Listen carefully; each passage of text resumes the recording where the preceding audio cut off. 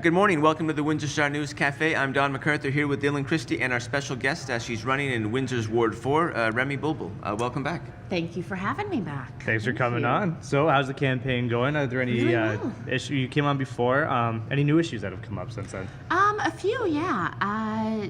We were talking before about sort of making sure that we're communicating with people, making sure that we're able to advocate for people, and that's kind of been a big thing for me, and sort of having that respect for the people who live here and for the taxpayers.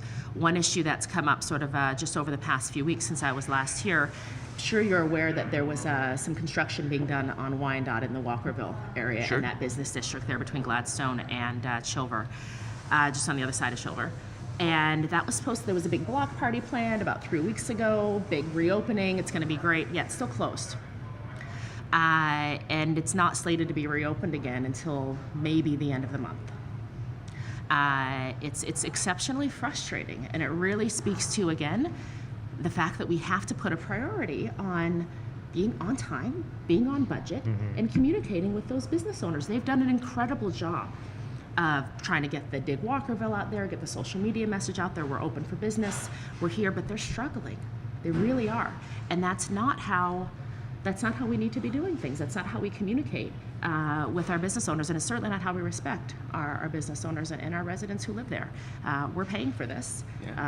It needs to be done. It needs to be on budget. It needs to be on time. So it's frustrating.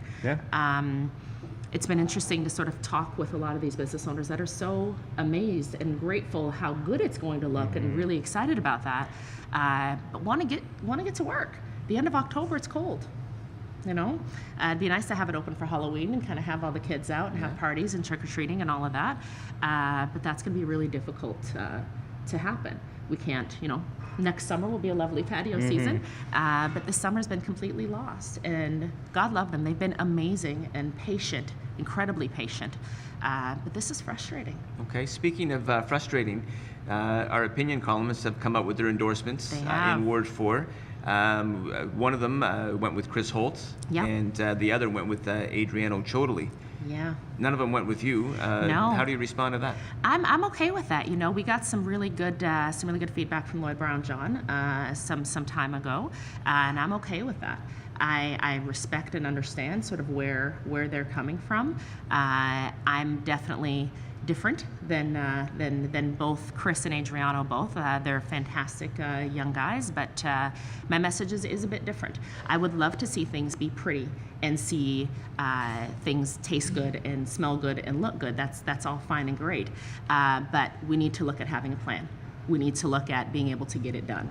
And it's for me a little bit more about planning than those sort of platitudes. So while I get it, and I get where especially Ann Jarvis is coming from, I'm not irritated or frustrated by it. It's just different, and that's okay. We're working it, and it's been amazing. Our campaign has been done on doorsteps. It's not been done in the paper. It's not been done on radio, on media, anywhere else. Our campaign has been completely done at the doorsteps of the people who live here. And that's the way it will continue. And is that the plan for how do you wrap this thing up now? Do you wrap it run up out of here and go knock on doors? Yeah. Quick change, put on my gym shoes and get back at it. That has been what I've done every day, because that's what's important to me.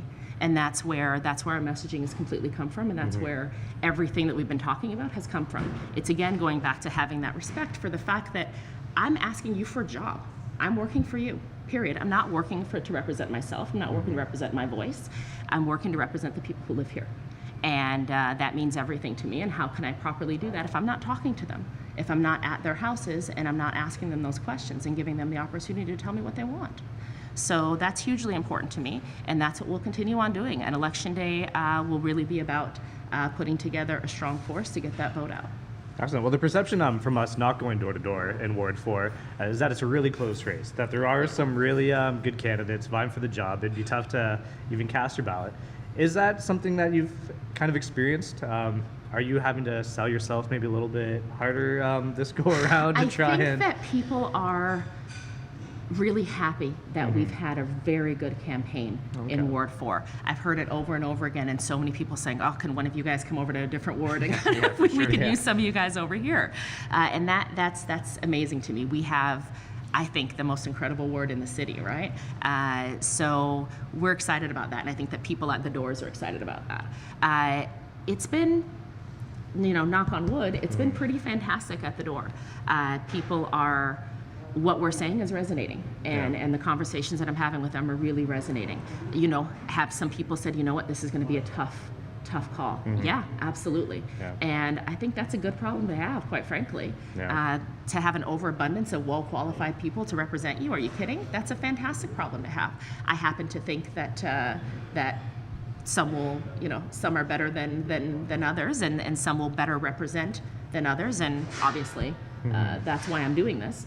But at the end of the day, I'm quite happy with the group that we've got. It'd be nice to see more women, but other than that, I am really happy with it. I'm really happy with it. I'd certainly love to see, next time around. My gosh, we're the majority in Windsor. Women represent 51% of people in Windsor. Sure. Now, do you think why is it important that we have a female voice on council, or more female voices in the political realm? First of all, in Windsor, as I said, how can you be properly represented when your majority is not represented? That's basic math. We have no representation in that way. We have one woman sitting on council. 10% of our city council is represented by Joanne Geniak, and that's just not representative of our city. As I said, we make up 51%. We have. Just forget about anything else, forget about how you feel about maybe women in politics or anything else. When it comes down to basic representation, it comes down to our electorate needs to look like the people who live here. Yeah. It needs to look, or our elected officials need to look like our electorate. And that doesn't happen in Windsor. Now the candidates running, though, disproportionately there are more men running to fill these council seats too. Why do you think the women aren't actually vying for these positions? Couple reasons. One, I think that there's some perceptions out there that this is, an old boys club, that politics is a man's game, and those perceptions are wrong. But that's what's put out there.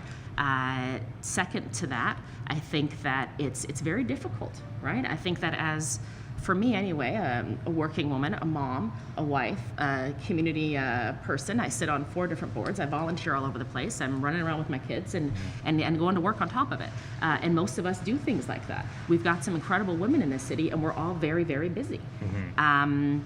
This is not an easy task to take on. Thankfully, I'm so lucky that I have the support at home and a partner that's able to support me and do this in that way. Not everybody has that. No. And that's not something I think that it's easy for most women to take on. And we need to make it easier for them to do that. Yeah, I agree. Okay. Listen, it's been a long campaign. You've been here twice. We'll let you wrap it up here. Final 30 seconds. Make your pitch. Why Remy in Ward 4? Why Remy in Ward 4? This election is completely about a change. It's about a choice and a new direction that we're going in. We have the opportunity now to make some real impactful and lasting changes. This is about who's going to communicate with you, who's going to be able to bring the right people to the table, who's going to be able to be your voice and to stand up for you and to advocate for you in that way, to get done what you want to get done and to make that happen, not just to talk about it, but to actually get results and get it done. That's what I know how to do, and that's what I will continue to do for the people in Ward 4. So on October 27th, we've got some choices to make, so I'm excited. Excellent. Okay. Yeah. Well, thanks for joining us on Trail Talk and then Windsor Star News Cafe. Thanks for having me.